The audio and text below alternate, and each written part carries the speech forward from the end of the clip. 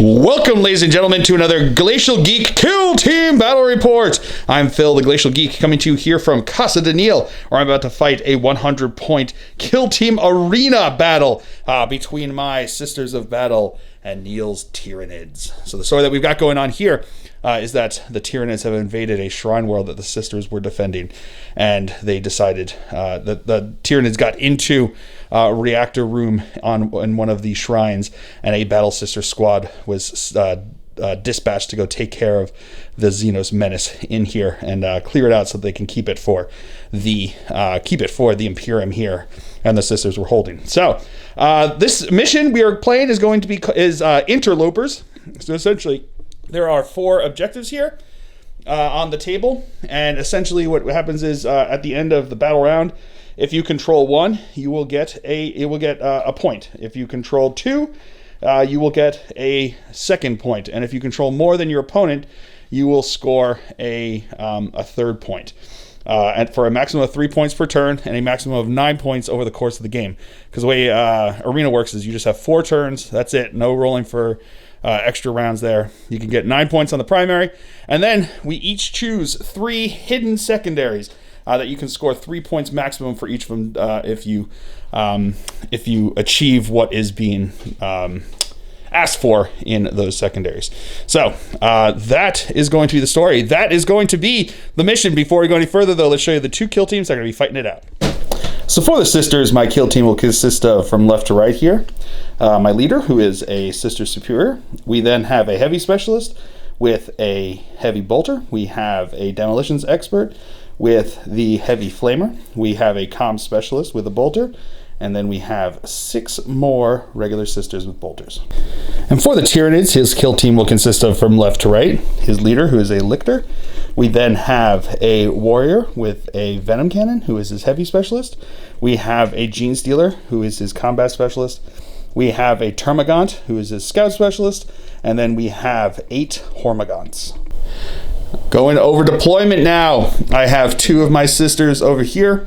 We've got 2 more along the wall against the door over here. We've got my Demolitions Expert behind them, as well as another Battle Sister. We then have my Heavy Specialist, along with another Battle Sister up front there, followed behind by the Comm Specialist and the leader. Going over deployment now for the Tyranids. We've got his Lictor over on that side, along with 2 Hormagaunts. We've got the Warrior here, along with 4 Hormagaunts. And then we have the Termagant and the Gene Stealer, along with 2 more Hormagaunts.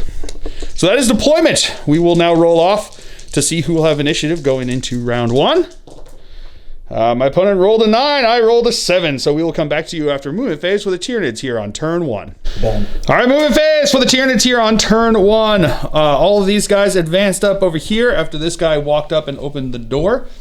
This guy stood still and opened the door over here. This guy walked out over here. This guy advanced around beside him. He walked across over here, opening this door for him to advance through.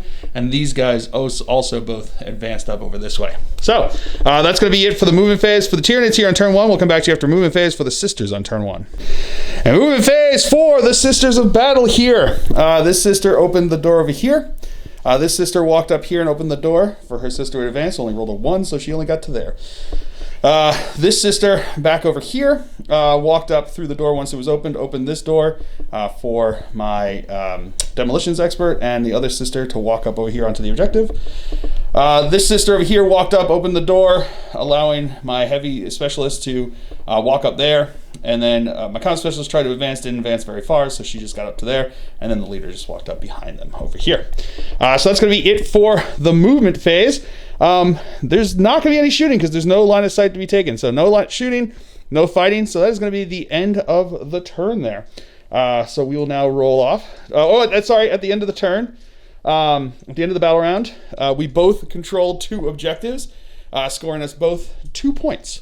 So now we will roll off to see who has initiative going into turn 2. My opponent rolled a 10, as did I. So re-roll. I rolled a 5, my opponent rolled a 2. So we'll come back to you after movement phase for the Sisters here on turn 2. All right, movement phase for the Sisters here on turn 2. These 2 sisters moved up over this way. This sister over here actually started at the beginning of the movement phase. The secondary, which is specific for this mission, which is activate engines at the beginning of the movement phase. If you control one or more objective markers, you can choose a model from your kill team other than a shaken model that is within 1 inch of an objective, and not within 1 inch of an enemy model. If you do so, score 1 victory point.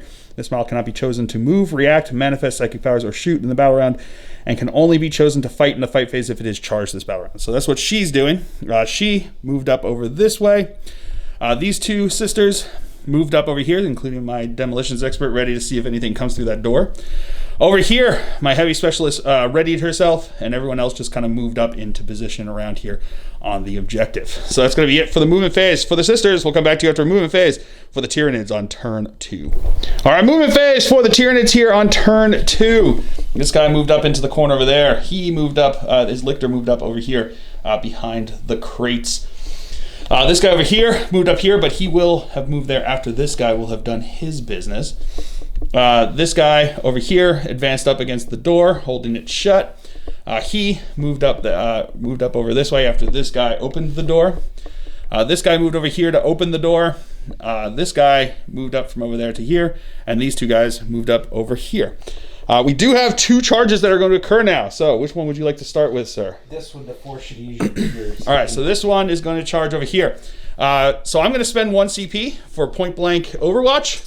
Essentially, it's a close quarters, like an arena one here, where you spend 1 CP. It allows you to Overwatch even if you can't see them, and you just choose when they're making the move when you shoot it. So I'm charging both of them. All right, and you need a, what is it, a 9-inch charge? All right, he needs a 9-inch charge to get in. So I'm going to be doing that with the comm specialist. It doesn't make a difference, really. So he needs a 9-inch charge to get in. Will not get in. I got to burn it. You're going to spend a CP to reroll it? Okay.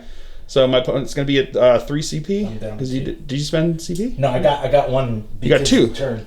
2 because you also have your leader on the board. Oh, wow. So yeah, you're 4. at 4. Yeah. Oh, okay. So now you're back to 3. Okay. So you have to reroll both dice because looking for a 9-inch charge here. Come on, baby. Yes. Does get it with a 10. But once he comes around in the middle of the hall there, I will fire Overwatch. So it's going to be 2 shots here. Hitting on 6s because it's Overwatch with the bolters. Getting 1 hit. Strength 4, toughness 3, so 3 to wound. No, I'm going to spend a CP to reroll that. Oh, no, he's in, and I can't do anything about it. I like it. All right, so now his Gene Stealer over here is going to charge into my demolitions expert over here. She's going to fire Overwatch. I'm going to spend 1 CP on Burn the Heretic, which is a tactic from the Kill Team Annual 2019. And essentially, it'll allow me now to re-roll the number of shots with my Flamer. Every Flamer there. So she's going to roll here, getting D6 auto hits. I'm not going to re-roll that, so whatever. I still think the CP was worth it in case I rolled that 1. So he's going to be Strength 5, looking for 3s to wound. 2s to wound, actually, because it's demolitions, and he's obscured there, so it's going to be 3s to wound. 2s to wound. All right, so it's going to be 4 wounds. AP -1 doesn't make a difference, because you've just got your 5-up invols. Oh, no. No. So it will go through. Let's see if he is out of action here. I can't spend a CP to reroll this, so it's just going to be luck of the draw here. With that 5, though, he is out of action. That also scored me death from afar when a model of your kill team makes a shooting attack at long range that takes an enemy model out of action. Score 1 victory point. Her Flamer is at 8 inches, and it was at 6 inches, so it was at long range there for her weapon, and killed him. So there we go. So into the shooting phase, my heavy specialist is readied over here, so she is going to fire into the lictor over there. He has chameleonic skin, which is an additional -1 for being obscured by those crates. But the comm specialist is going to give her a +1 to hit. So I'm looking for 4s here because they're within half range. But 4 shots because I'm going to spend a CP for more bullets. 4s to hit. All right, that's going to be 2 hits. Strength 5, looking for 3s to wound. That's going to be 1 wound, AP -1. Oof. What is this? Let's see, you got 1 second. All right, so it's going to be a 6-up save. Focus. No, so that's going to be 1 wound. Okay. All right, so now my leader over here is going to fire into his scout specialist over there, his Termagant. She's going to have 1 shot here because it's at long range, hitting on a 5 because he is also obscured over there. Nope, no hit. All right, so his Termagant over here devours. Yeah. Devour is going to fire into my sister back over here. 3 shots here, hitting on 6s though because of range and obscurement. Hey, getting 2 hits. That's how you do that. Strength 4. 4, so looking for 4s to wound. 3s to wound actually. Sorry, that's gonna be 2 wounds. AP nothing, so 3 up saves. Oh, she fails 1, which she's only got the 1 wound there. So injury roll. On the 3, she takes a flesh wound. My opponent's going to spend CP to reroll that. No, into a 2 flesh wound. Can I have a shoot? Now my demolitions expert is going to shoot into his Termagant over there, hitting on, or no, D6 auto hits. It's going to be 5 auto hits. She really packed the Prometheum today. Looking for 3s to wound, 2s to wound because of demolitions expert over there. So that's going to be 4 wounds. AP -1. Oh no, did they get any save there? AP -1? Yeah, so AP -1 is not, so that's going to be 1 roll here. Injury roll! On a 6, he's out. Scoring me another point from death from afar. This sister here is going to fire into the left Hormigond over here, hitting on 4s because of obscurement. Okay, not meant to be. And then the other sister here with the flesh wound is going to fire into him, hitting on 5s because of obscurement and the flesh wound. All right, getting 1 hit. That is a wound with a fill face. No AP, so a 6 up save. No. Injury roll. No, 3, he is flesh wounded. All right, so into the fight phase now. His Hormigond here is going to attack into my comm specialist. 2 attacks, hitting on 4s. Getting 1 hit. Yeah, no rerolls. No reroll because it wasn't a 1. And then this is going to be strength 3, so 4 to wound. That's a wound. 3 up armor save. No! Injury roll. On a 6, she's out. At the end of the phase. All right, so now my sister is going to attack back over here. Whoop, off the table there. That's going to be a hit. Strength 3, so looking for a 4 to wound. No wound. All right, so that's going to be the end of turn 2 here. We do have a morale test to take here. This guy over here with the flesh wound, he has 2 guys out. So +1 because they're next to him, but here we go on the roll. See if he's shaking. Nope, on a 1, he is good to go. So at the end of the turn there, I did score a point for Scout the Field, which is at the end of the battle round, score 1 victory point if there are models from your kill team other than shaken models within 1 inch of at least 3 different battlefield edges. Models wholly within your deployment zone do not count, or do not count unless they are within 1 inch of a battlefield edge that does not extend beyond your deployment zone, in which case they only count for 1 battlefield edge. So I've got them over here for 1 and 2, and then over here for 3.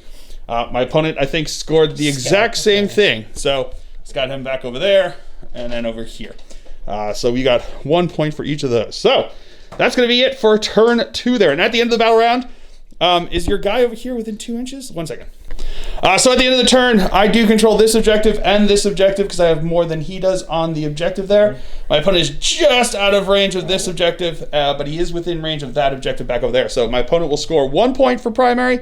I will score 3 points for primary, but my opponent also scored 1 for domination, which is having more models within 3 inches of the center of the table than your opponent. So these 2 are within 3 inches of the center of the table.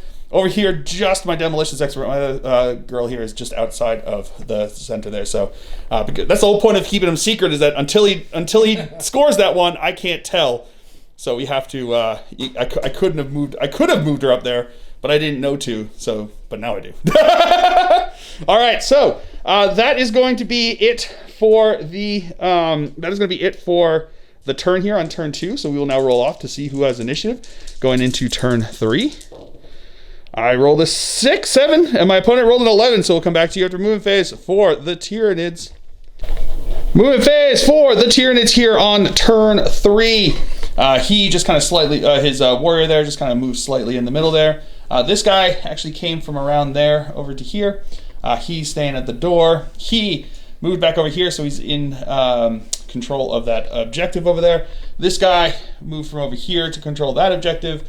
And this guy back there is going to stay there. We're going to have a couple charges. You're going to charge, he's going to charge, and they're going to charge. Where do you want to start? Let's do this. All right, you're going to go with the injured one first? Yeah, he's going to go for that one. The injured one is going to go over just the one sister. Okay, he's going to go into the one sister there. I will overwatch here. Hitting on 6s. Getting one hit. Strength 4, toughness 3, 3 to wound. That is a wound. AP nothing, so 6 up save. Oh, and he makes it. Well done. All right, he needs a 5-inch charge to get in over here. Oh, not going to make it. Going to spend a CP to reroll it. All right, going to spend a CP to reroll it. Still doesn't make it. And then this guy over here is going to charge into both of them. So we'll start with the sister on the left. Not getting any hits. And then the sister on the right. Not getting any hits there. So his charge distance. Come on, 6. Come on. Hey! Makes it with a 6. And then his lictor needs a 9-inch charge to get in over here. Makes it with a 9. And now movement phase for the Sisters of Battle. They can't do anything because they are locked in combat. She activated the engines once again, getting me another point.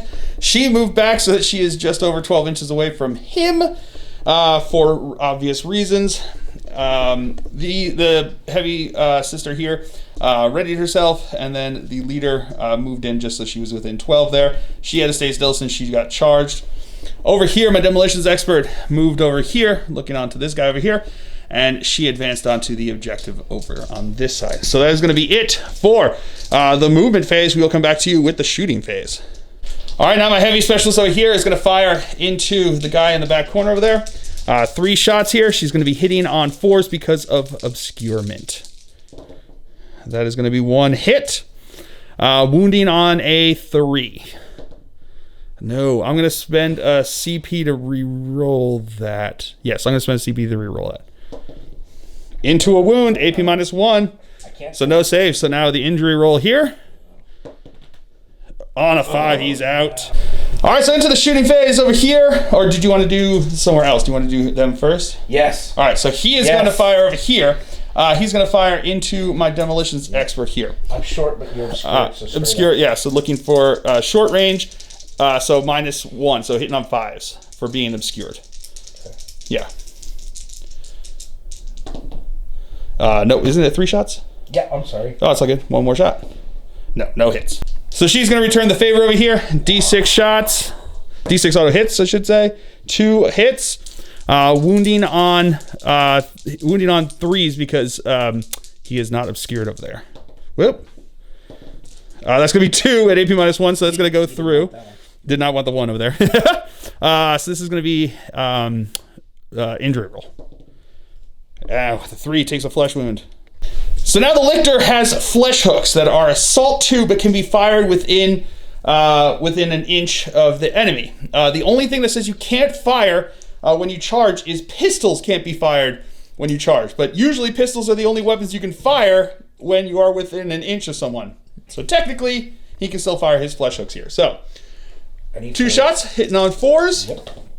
Getting 1 hit. Strength 6. Strength 6, so looking for 2s to wound. That is a wound. AP nothing. AP nothing, so looking for a 3-up save. No, she failed it. So, injury roll. On a 2, spend a CP to reroll it. Come on, go away. Yes. Oh, on a 4, she is out. All right, so the sister over here, she moved back over here during the movement phase. She is going to fire into him so that I am in long distance here. So it's going to be 1 shot hitting on a 4 because of range, but no obscurement there. That is not a hit. All right, so now his heavy specialist over here is going to fire into my sister over here. He's got heavy D3 shots. So it's going to be 2 shots plus 1 because he spent a CP on more bullets. So it's going to be 3 shots here. She is obscured, but within half range. So it's going to be hitting on, is it 5s, I think? Warrior? Okay, he shoots on a 4. Yeah, so 5s to hit because of obscurement. Getting 1 hit, strength. Oof, a lot. Okay, wounding on a 2 then? Yeah, strength 8. Strength 8, so wounding on a 2. That is a wound. AP -2, D3 wounds. AP -2, so it's going to be looking for a 5-up serve. No, that's going to go through. D3 wounds. 2 damage here, so this is going to be 2 injury rolls. Taking a flesh wound. Wow. Okay. So now my leader over here is going to fire. He's going to throw a crack grenade into his lictor over here. So it's going to be 1 shot hitting on a 3. Oh, come on! All right, so then into the fight phase over here. His Hormagon's going to attack into my sister over here with a flesh wound. 2 attacks hitting on 4s. Reroll. Rerolling ones because of the claws there, so that's going to be 1 hit. Wounding on a 4. That's a wound. AP nothing, so looking for a 3-up armor save. Yeah, with a 4. Woo! All right, and they're going to fight back. We'll go with the unwounded one here first, hitting on a 4. That's a hit. That is a wound. 6-up save. Can I save? Sure. Nope. No, injury roll. With a 5, he's out. All right, so now at the end of the turn here in the morale phase, none of us have to break. I do have some that have flesh wounds, but they can't fail their leadership test there. And my opponent can fail in here, but he's going to spend 1 CP to heroic insane bravery him and keep him without being shook there. So at the end of the turn, I do have models within 1 inch of 3 table edges, scoring me another scout the field there. But my opponent does not, because I managed to kill the one that was holding in the back over there. He only has within 2 table edges there. So that's going to be it for turn 3 here. We do now we will roll to see who has initiative going into the 4th and final round. I rolled an 8. My opponent rolled a 6. So we will now come back to you after movement phase for the sisters here on turn 4. All right, movement 4. The sisters here on turn 4. She readied herself in the corner here. She moved up in front of her over there. This sister moved from over there over to here. This sister activated the engines, giving me the full 3 points there for activating engines. My leader fell back over this way, and my heavy specialist readied her, or just moved over there in the middle of the doorway.